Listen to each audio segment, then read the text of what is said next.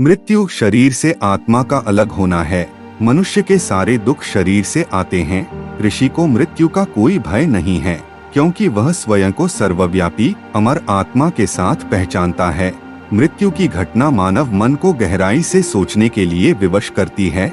मृत्यु और कुछ नहीं बल्कि शरीर का परिवर्तन है। आत्मा इसे एक पुराने वस्त्र की तरह फेंक देती है। जैसे आप एक घर से दूसरे घर में जाते हैं, वैसे ही आत्मा अनुभव प्राप्त करने के लिए एक शरीर से दूसरे शरीर में जाती है। मृत्यु के बाद जो आत्मा शरीर से बाहर निकल जाती है उसे प्रेत कहा जाता है, जो आगे की ओर अग्रसर होती है। आत्मा अपने अशरीरी रूप में 10 दिनों तक अपने मूल और परिचित स्थानों पर मंडराती रहती है। आत्मा 11वें दिन मृत्यु के देवता भगवान यम के न्याय आसन की ओर अपनी यात्रा शुरू करती है।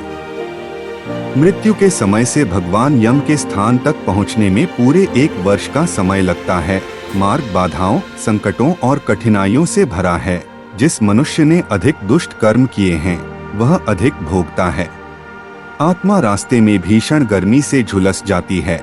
जिन लोगों के कर्म और आचरण अच्छे होते हैं, अर्थात जो अपने जीवन काल में अच्छा कार्य करते हैं, जो किसी को पीड़ा नहीं देते, किसी के साथ कटु शब्द का उपयोग नहीं करते, उन्हें ज्यादा पीड़ा और कष्ट का सामना नहीं करना पड़ता। और जिनके कर्म और आचरण बुरे हैं, अर्थात जो लोगों के साथ बुरे तरीके से पेश आते हैं, लोगों को परेशान करना उनके व्यवहार का एक हिस्सा होता है, उन्हें बहुत ही कष्ट और पीड़ा सहन करना पड़ता है। गरुड़ पुराण के अनुसार 13 दिन के पश्चात आत्मा दोबारा यमलोक जाती है और वहां उसे 4 रास्ते मिलते हैं, जिनमें से ब्रह्मलोक, देवलोक, पितृलोक, नरकलोक व्यक्ति के कर्मों के आधार पर निर्धारित किया जाता है कि आत्मा को कौन सा लोक मिलेगा।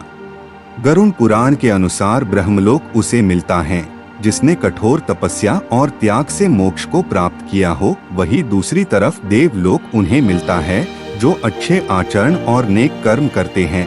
यहाँ आने वाली आत्मा कुछ दिन यहाँ रहने के बाद फिर से मनुष्य योनि में जन्म लेते हैं।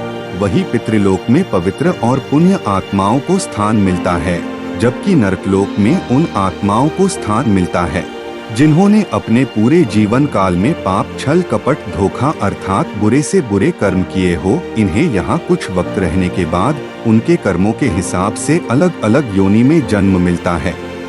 जो व्यक्ति अपने पूरे जीवन में गंदी बातें ही करता रहा है, जिसने गाली के सिवाय किसी से बात नहीं की, जिसने शास्त्रों का अपमान किया है, ऐसी गंदी जुबान वाले लोगों की जीभ को मांस खाने वाले पक्षी को खिलाया जाता है, जिससे मरने के बाद भी व्यक्ति की आत्मा को कष्ट होता है।